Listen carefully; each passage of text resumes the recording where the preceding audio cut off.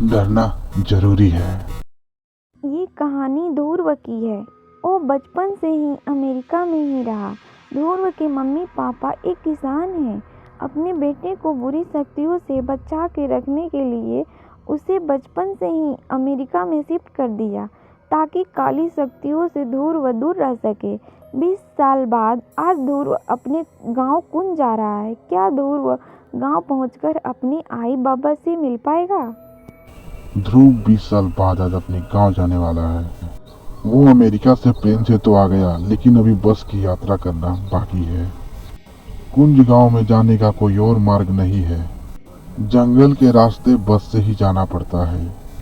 लेकिन रात होते ही ये जंगल सुनसान हो जाता है और सड़कें भी सुनसान हो जाती है। गांव वाले तो ये तक कहते हैं, जो भी जंगल के रास्ते इस गांव में प्रवेश करने का कोशिश करता है उसकी जान जाना तो निश्चित है। लेकिन ध्रुव इस बात से बिल्कुल अनजान था। उसने बस पकड़ी और सीधे निकल गया गांव की ओर। चारों तरफ कोहरा और धुंध छाई हुई थी। ठंड बहुत काफी थी। तभी अचानक बस का संतुलन बिगड़ा और बस सीधे खाई की ओर जाने लगी। बस ड्राइवर बस को रोक नहीं पाया और बस सीधे खाई में चली गई। गांव वाले इकट्ठे होकर ध्रुव की राह देख रहे थे। ध्रुव की बूढ़ी माँ बहुत चिंतित हो गई थी। ध्रुव की माँ को सिर्फ उस डायन की ही चिंता थी। उसे डर था वो डायन कहीं ध्रुव पे हमला ना कर दे। ध्रुव की माँ ये अच्छे से जानती थी कि वो डायन कितनी खतरनाक है। जंगल के रास्ते गांव में जाने से डायन को इंसान की सुगंध आ जाती है।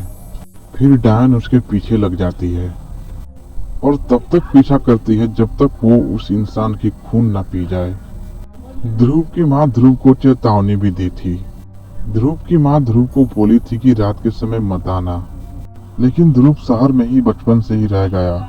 उसे भूत प्रेत पे विश्वास नहीं था। बस खाई में गिर चुकी थी और जिसका डर था वही हुआ।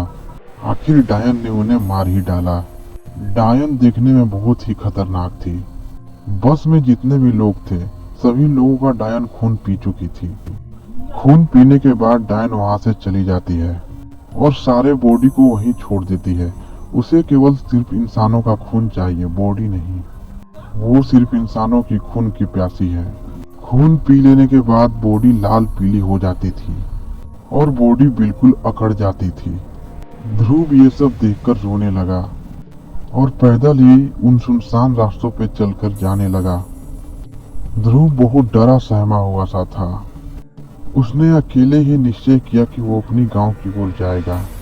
ध्रुव ने पैदल ही बहुत लंबी दूरी तय कर ली थी। ध्रुव चलते चलते अचानक रुक गया और बस एक टक से देखते ही रह गया।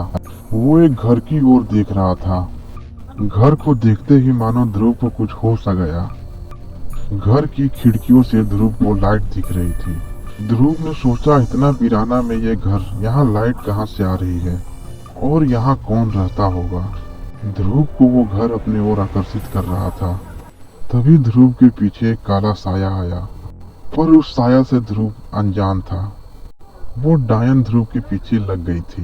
ध्रुव ने सोचा, रात यहीं गुजार लेता हूँ और सुबह होते ही अपने घर को चला जाऊंगा। ध्रुव ने पहले खिड़कियों से झांकना स्टार्ट किया, लेकिन उससे घर के अंदर कोई नहीं दिखा। फिर ध्रुव घर के अंदर चला गया। ध्रुव अंदर गया तो उसे चारों ओर जगमगाती लाइट दिखी। ध्रुव को लगा इस घर में कोई तो रहता होगा। तभी ध्रुव को कुछ दिखा।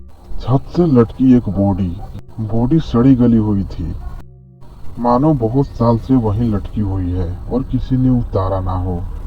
ध्रुव ये सब देख के बहुत घबरा गया। ध्रुव डर के वहां से भाग निकला। ध्रुव के पैरों तले मानो जमीन ही खिसक गई हो।